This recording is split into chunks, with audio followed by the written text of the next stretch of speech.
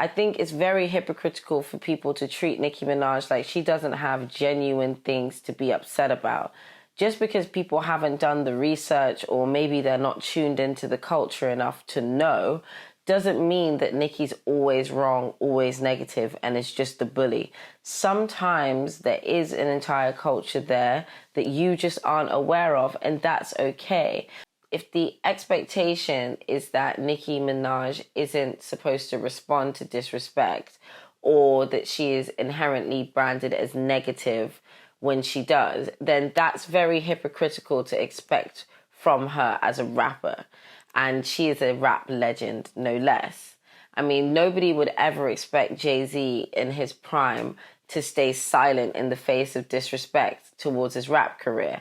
And on top of that, they would never entertain people demanding that he put other rappers on when he's building his own career and empire. I mean, if Nicki was a different person, so like if she was, a white man at the top of corporate America, and he was saying that, his competitors were envious of what he had and were trying to sabotage his business and his brand so that they could get a stake of his market share, people wouldn't find that unusual. But when Nicki Minaj says it, it's got to be this ridiculous thing that there's no way that that could even be possible. This woman just has to be ranting and raving and mentally ill.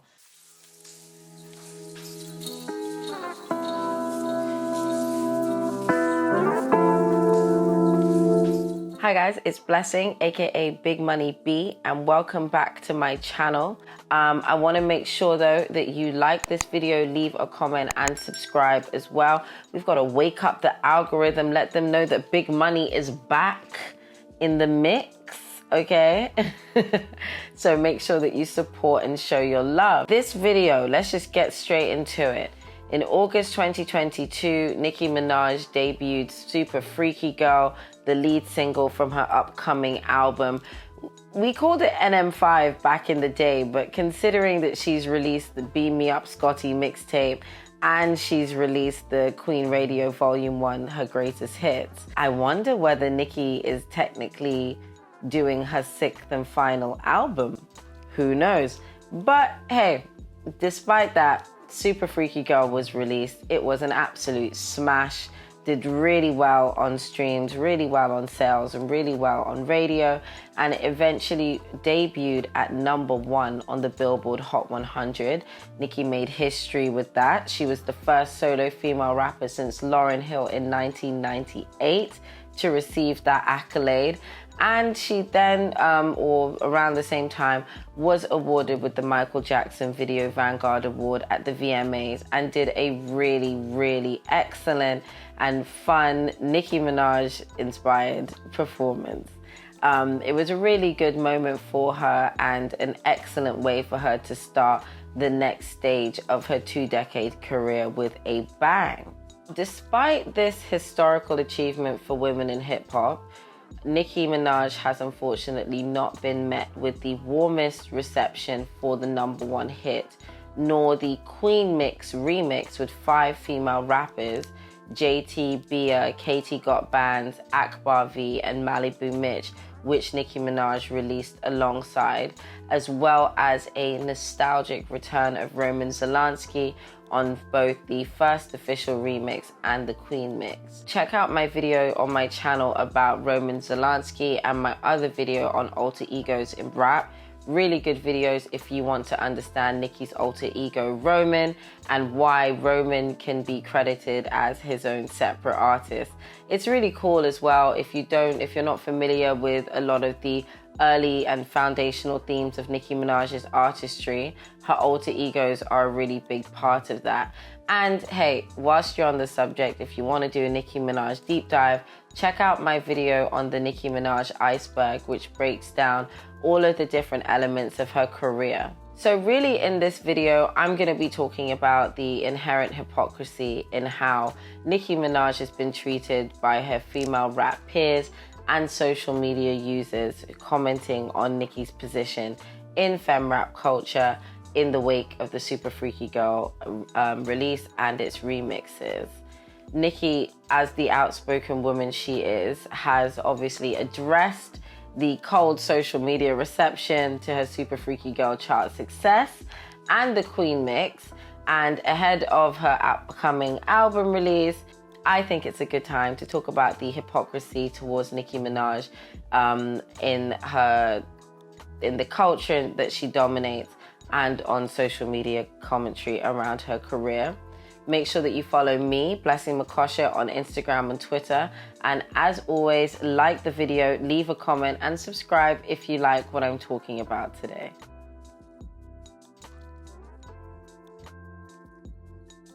Because if Nicki Minaj pick up her mother phone right now and call y'all, y'all are gonna faint. Let's start there. Y'all gonna faint. So don't try to, oh, I'm a dick rider, I'm gonna do some of that. Good night, y'all. Enjoy yourself and stop asking why not you, and go pray about it. Because I was just a loser a month ago. The release of Super Freaky Girl was immaculate. Nicki announced the date a few weeks prior. Of course, Megan's team still decided that the date that Nicki had very publicly cleared for Super Freaky Girl remix would be the date that she would drop her Traumazine album. Antics are antics. I think it's fair enough to call them out. She gets the #1, breaks that record. I like Super Freaky Girl because it evoked my memories of Pop Nika, and it's so funny because just earlier this year we did a video about Pop Nika and if she's ever coming back, and there comes Pop Nika. And we did a video on Roman and if he's ever coming back, and there comes Roman. So let's start, guys, thinking about, let's just stay on the channel and ask if something's coming back. I wonder whether Nicki dropping mixtapes before her album is, or mixtape tracks before her album is gonna come back. Cross his fingers and toes. After Nicki received the news of her #1, the girls that appeared on the Queen mix were all girls that reached out with Nicki with some genuine heartfelt congratulations for her #1 single. In exchange, Nicki offered them a spot on the Queen mix for Super Freaky Girl, and each girl, without having a chance to hear anyone else's verse, immediately recorded and sent over a verse to Nicki Minaj. And I can't even imagine how that must have felt. To get that call from Nicki that it's time to send her a verse in, I would die. Like, I would be so excited. This is their time to shine. And Nicki had been teasing the Queen mix for a couple of days before it was released. Fans were speculating who could be on it, and there was a lot of expectation and excitement around who was going to be on the track with Nicki Minaj, because this is unheard of. You know, Nicki on a track with 5 female rappers. You know, it's a moment for life. It's a moment in femme rap history. It's a moment for hip hop for sure. The hypocrisy in all of this became very evident for me when social media users were commenting that Nicki was being typically negative by responding to the shade that female rappers had thrown towards the remix, trying to paint that Nicki was just lashing out at other female rappers because she's jealous or she's bitter, and that narrative was already set. And there didn't seem to be any real acknowledgement at all, outside of the barbs, of course, what wrongs may have been done unto Nicki Minaj that she has a right to respond to. You know, that's not really considered or thought of as much. There were some shady comments shared by female rappers that suggested either that Nicki chose to work with who she worked with out of spite, and others whose praise and support was non-existent because they had thought they should be on the song, so they were feeling some kind of way, and they didn't feel necessarily that they needed to gas or support the song because they had wanted to be on it and weren't on it. Nicki used the episode of her Queen radio show for her tea party, Nicki's Tea Party, to address and clap back both at the girls who were throwing shade towards who she chose to work with, because Nicki picked the girls on the Queen mix, and other female rappers who have also said and done mean and ill-spirited things towards her after she has worked with them. So the general theme overall was entitlement and jealousy as an endemic problem within female rap. So overall, I think that this issue around jealousy and entitlement and the shade around the Queen mix really follows on from my conversation on female rapper entitlement. So Nicki doesn't owe a collaboration or a feature to any female rapper, but the response to the Queen mix showed that there is and continues to be a genuine issue around entitlement towards Nicki's support for other female rappers' careers.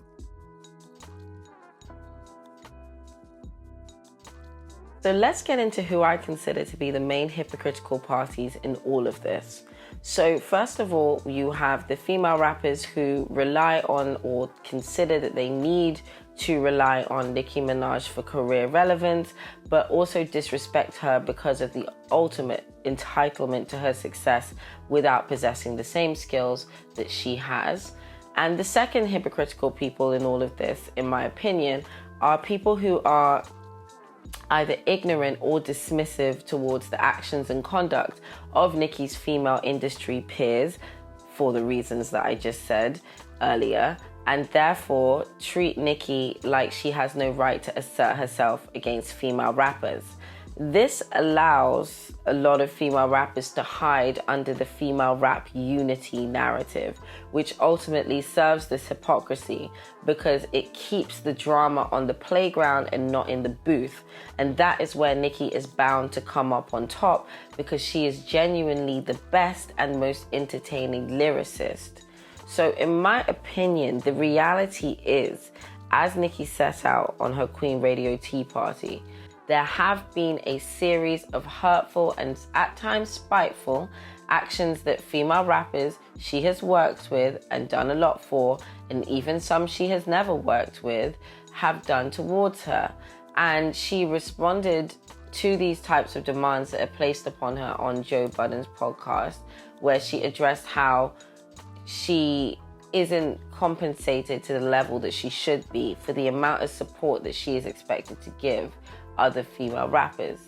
And I think that if the expectation is that Nicki Minaj isn't supposed to respond to disrespect, or that she is inherently branded as negative when she does, then that's very hypocritical to expect from her as a rapper. And she is a rap legend, no less. I mean, nobody would ever expect Jay-Z in his prime to stay silent in the face of disrespect towards his rap career. And on top of that, they would never entertain people demanding that he put other rappers on when he's building his own career and empire. So I think that with this kind of hypocrisy in her face, it is reasonable that Nicki Minaj would be so frustrated with not only the female rap girls out right now, but also with us, the general public.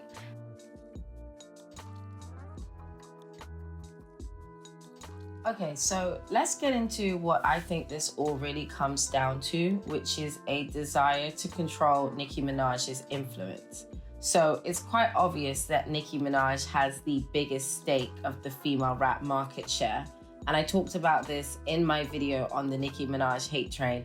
I know I've mentioned that video so many times on the channel, and it's my most viewed video on the channel for a reason.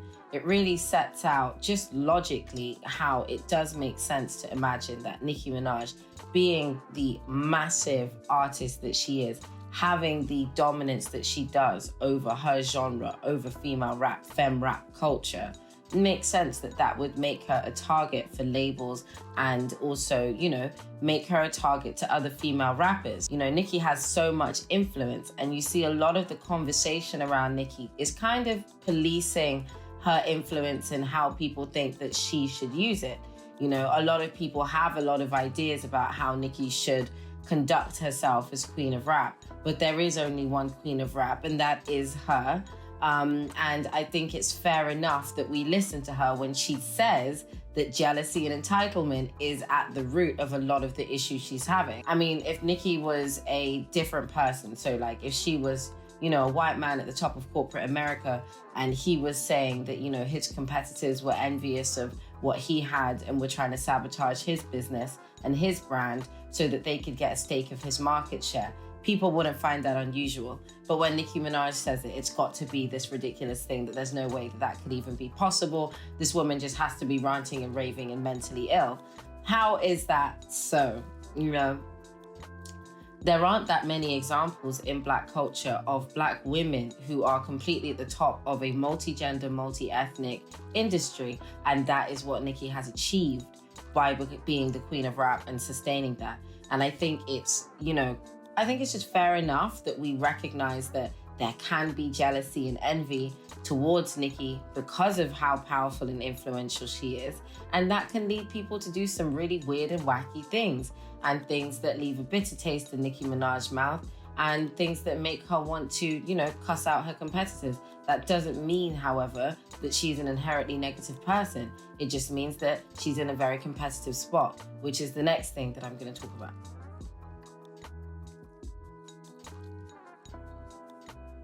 My main takeaway from all of this is, if you want to avoid being hypocritical, be as loud about the praise as you are criticism around Nicki.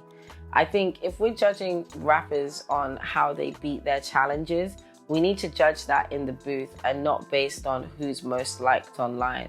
I think it's very hypocritical for people to treat Nicki Minaj like she doesn't have genuine things to be upset about.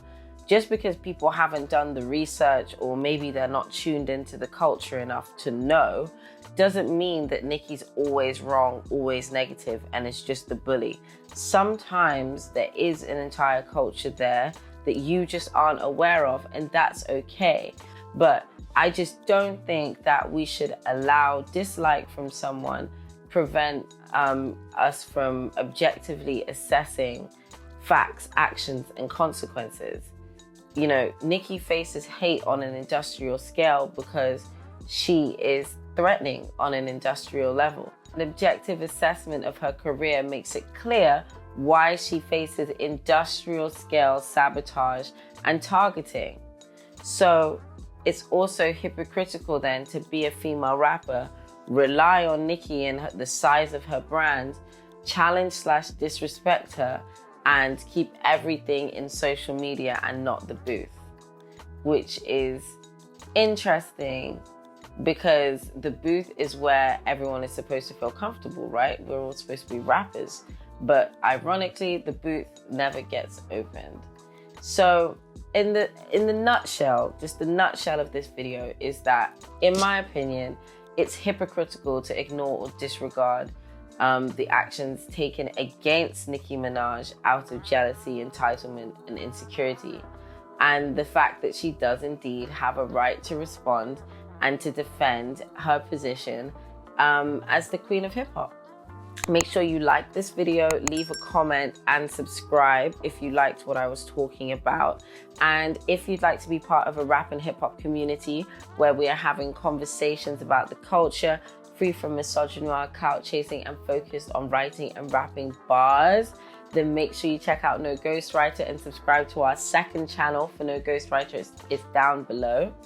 And follow us on social media. It's at @no_ghostwriter. I'm Blessing Makosha, aka Big Money B. Stream Super Freaky Girl, all the remixes, Loving the Way, and mentally prepare to listen to Nicki Minaj's new album because I'm manifesting it. Follow me on socials. Okay.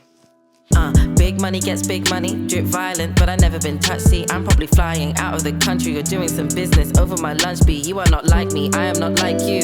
This is just what I do, nothing to prove. You couldn't fit in my shoes. I came here to serve and you came here to lose. Big money, yes, that's me, and it's clean. Look like I bathed in Clinique. Too damn pretty to be in the street, so I just do my own thing. I'm always late, but still always seen. Living my fly girl dreams. I'm always late, but still always seen.